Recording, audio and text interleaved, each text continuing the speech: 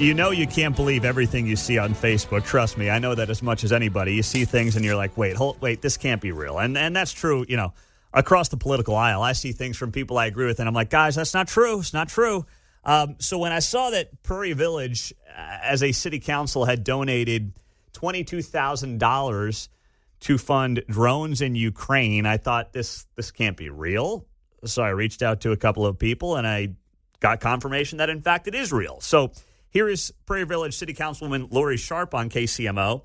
Lori, this story has gotten basically zero attention in local media, as you would expect. But what happened on Monday night where this council voted to give Ukraine $22,000 of the taxpayer monies? Well, actually, Pete, it was $22,900. Oh, okay. I don't want to sell it short. You're right. And how it all started is a few weeks ago, the mayor of the city in Ukraine reached out to our mayor because we're sister cities. And he requested a phone call with our mayor and a couple council members. And he told about the horrible things, how their city has changed, what's going on. Now, they're not on the front of the fighting at all, but just obviously it's affecting them as a city as being part of Ukraine. And they were requesting monies to buy these military drones. So it came to the council two meetings ago, and we discussed it. And an article from Forbes magazine talked about these specific drones and how they're used in combat and delivering grenades to kill other soldiers and people. And it was very alarming to me and possibly other people on the council that this is what these drones would be used for.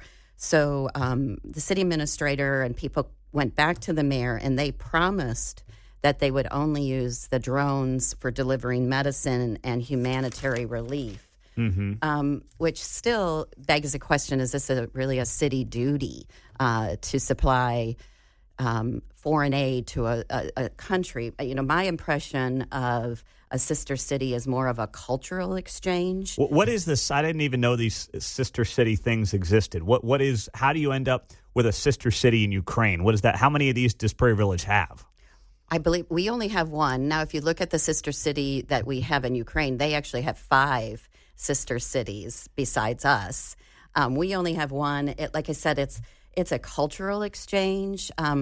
How long has this sister city been with Prairie Village? I mean, it's been approximately 8 to 10 years. I'm not really sure of the real history because I'm new and I wasn't part of the initial relationship. You're new, yep. But I've heard of sister cities before. Liberal Kansas has one with only England, and they do this pancake race. Or, I imagine it as sending Kansas City barbecue or Chiefs paraphernalia. And sometimes you have people travel to the city to have a cultural experience and to kind of say, this is what our town is like, and, what is your town is like. But it certainly kind of crosses all lines when you're sending foreign aid to a, country that's in the middle of a war. And no one doubts the bravery or the heroism of the Ukraine people, and their need is immense. But again, for me, a city council should never be discussing a donation for military drones or medicines from taxpayer dollars. The donation should be made from individuals, not elected officials. Millions of Americans donate to Doctors Without Borders or Heart to Heart International, and it's private citizens have done of their own volition, and that's their choice. But they don't want or need local governments making decisions for them. I don't know how many of the council members donated their own money, and that's okay. It's not really my business. We should all get to choose who to donate to and what problems.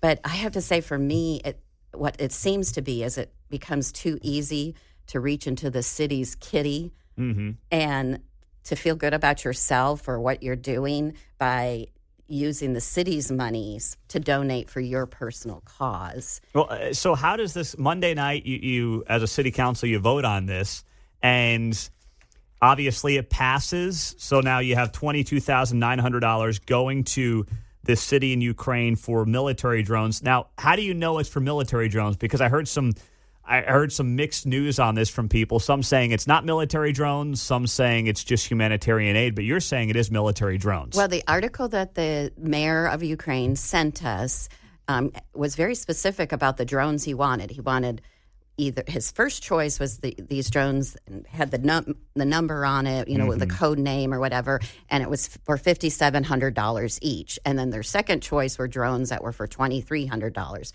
In this Forbes article, it identified those specific drones. In fact, they've been banned in some countries because people put grenades on them and then they fly them over to the other country and bomb their cities, their hospitals, whatever. And so these drones were specifically identified. Now, in the council meeting, we've talked about them. Inga Selders actually brought up another motion wanting to, make sure that the drones weren't used. But we were told by a couple of the council members that we needed to trust Ukraine and let them decide what to do with the monies. And so that was the vote. Ultimately, was 8-4, was to send this money to the sister city over in another country. Geez, so the woke warmongers won out with $23,000 in military drones from the taxpayers in Prairie Village to what's the name of this city in Ukraine? I'm drawing a blank right now. That's okay. I mean, it's all right. I think it was something with a D if I saw that right on social media. So with that being said now, how do you sell this, no pun intended, to the taxpayer who has seen their property taxes increase tremendously, as most people have in Johnson County across the board, to justify $23,000 of their monies going to fund military drones in Ukraine at a time when people are just trying to, in many cases, make ends meet? Well, frankly, I'm not trying to sell it. I had an email last night from a citizen saying she was disappointed in me, and I explained to her that I was elected to represent the city and make and only look at essential city services, to look out for the welfare of the city and its residents. And I take that very seriously. I actually have a list of residents that I've met over the couple years that have touched my heart or have written to me about their tax dollars opening up their statement and crying because they think they're going to have to move. And those things mean a lot to me. And I actually have a list of those residents that I keep at my dais when I'm sitting there. And so when I'm making decisions, I always ask myself, is this what's best for them? Is this the best use of their monies? And that's how I make my decisions. And I certainly could not vote or support sending monies for military drones to another country. That's not my job. So I explain that. People can either disagree or agree with me, but that's my focus. That's wild. Lori Sharp is here, Prairie Village City Councilwoman. Really no media attention on Prairie Village voting on Monday night to send $23,000 to a city in Ukraine for military drones. And what's to say that there's not a future ask, right? I mean, if you're going to fall for $23,000, is $50,000 coming next month? Actually, prior to me getting on the council, I was unaware that we gave them $10,000 for walkie-talkies. Is that right? Was that before the war or during the war? During the war. Wow. Well, I guess folks in Prairie Village, what do you got for me in there? Got an arms race going here. Yeah, there is an arms race going on. I mean, this is, if I don't laugh, I'm going to go nuts because Come on, Overland Park, you're slacking. Yeah, I mean, Overland Park's got to step to the plate now, all right? Somebody, I mean, this is, I can't believe this is real, Lori. I really can't believe that we are having a real conversation about a city of 20,000 people in Johnson County, Kansas, funding a foreign country to the tune of $23,000 for military drones. Well, and $10,000 for walkie-talkies. Yes, but yes. I also have to say one of the other council members mentioned having a fundraiser, and I actually stepped up and I said that I would host a fundraiser, have it be citizen-led, community-wide, and what a statement to the city of Ukraine that to say that our little community came together privately because we're a democratic community and we can do that, came together privately to fund because we support you and we want to do this of our own volition. And after I said that, it was just crickets. No one, jumped on that or said, that's a good idea. Instead of giving our city tax dollars for everybody, we could jump and let the people who choose to give offer their money. Well, if you want an example of local government getting wildly out over its skis, this is a prime example right here. And it doesn't make you, I'm sure that now some people are going to label you like a Russian stooge or something. And that's not what this is about It isn't at what all. it is. It's No. what is your job as a city council in Prairie Village when it comes to funding. And you'd think that potholes and trash removal and snow removal are kind of the basics, but apparently that's not just the name of the game anymore. That is exactly my thought process when I make decisions is I focus on the citizens. I think about what are city duties, parks, streets, trash pickup, police and safety.